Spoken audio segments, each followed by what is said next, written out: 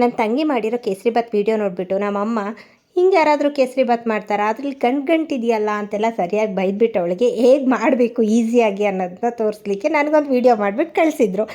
So ನಾನು ಅದನ್ನ post ಮಾಡ್ತಾ ಇದ್ದೀನಿ ಯೂಟ್ಯೂಬಲ್ಲಿ. So welcome back to Jnanavi YouTube channel guys. ಯಾರೆಲ್ಲ ಇನ್ನೂ ಸಬ್ಸ್ಕ್ರೈಬ್ ಮಾಡಿಲ್ಲ ಪ್ಲೀಸ್ ಸಬ್ಸ್ಕ್ರೈಬ್ ಮಾಡ್ಕೊಳ್ಳಿ. ಸೊ ಈಗ ನಮ್ಮಮ್ಮ ಹೇಗೆ ಮಾಡಿದರು ಅಂತ ನೋಡೋಣ. ಒಂದು ಪಾತ್ರೆ ಇಟ್ಕೊಂಡು ಅದಕ್ಕೆ ಅವರು ಗೋಡಂಬಿ ಮತ್ತು ದ್ರಾಕ್ಷಿನ ತುಪ್ಪದಲ್ಲಿ ಹಾಕಿ ಫ್ರೈ ಮಾಡಿ ತೆಗೆದಿಟ್ಕೊಂಡ್ರು. ಅದೇ ತುಪ್ಪಕ್ಕೆ ಮತ್ತೆ ರವೆ ಹಾಕಿ ಫ್ರೈ ಮಾಡ್ತಾ ಇದ್ದಾರೆ. ತುಪ್ಪ ಒಂದು 1/4 ಲೀಟ್ರ್ ಇದೆ ಅನಿಸುತ್ತೆ. ಅದರಲ್ಲಿ ಅಷ್ಟೊಂದು ತುಪ್ಪ ಹಾಕ್ಬಿಡ್ತಿದ್ರೆ ಏನು ಗತಿ. ರವೆಲಿ ತುಪ್ಪ ಇದೆಯಾ ತುಪ್ಪದಲ್ಲಿ ರವೆ ಇದೆಯೋ ಒಂದು ಗೊತ್ತಾಗ್ತಾ ಇಲ್ಲ. ಫ್ರೈ ಆಗ್ತಾ ಇದೆ. ರವೆ ತುಪ್ಪದಲ್ಲಿ ಚೆನ್ನಾಗಿ ಬೇಯಬೇಕು ಗೈಸ್. ಆಮೇಲೆ ಅದಕ್ಕೆ ಸಕ್ಕರೆ ಹಾಕ್ಕೋಬೇಕು. ಸಕ್ಕರೆ ಹಾಕ್ಕೊಂಡು ಚೆನ್ನಾಗಿ ಅದು ತಿರುಗಿಸ್ತಾ ಇರಿ. ಚೆನ್ನಾಗಿ ತಿರುಗಿಸ್ಬೇಕು. ಆಮೇಲೆ ನೀವು ಕಲರ್ ಹಾಕ್ಕೊಳ್ಳಿ. ಸ್ವಲ್ಪ ಕಲರ್ ಇಸ್ ಕಂಪ್ಲೀಟ್ಲಿ ಆಪ್ಷನಲ್. ನಿಮಗೆ ಬೇಕಂದರೆ ಹಾಕಿ, ಬೇಡ ಅಂದರೆ ವೈಟ್ ಕಲರ್ ಕೇಸರಿ ಬರ್ತೀನಿ. ಆಮೇಲೆ ಅದಕ್ಕೆ ಹಾಲು ಹಾಕ್ಕೋಬೇಕು. ಅಯ್ಯೋ ದೇವ್ರೆ, ಅರ್ಧ ಲೀಟ್ರ್ ಹಾಲು ಸುರಿದ್ಬಿಟ್ರು. ನಾನಾಗಿದ್ದರೆ 1 ಲೋಟ ಕಾಫಿ ಮಾಡಿ ಕುಡಿತಿದ್ದೆ. ಫೈನ್.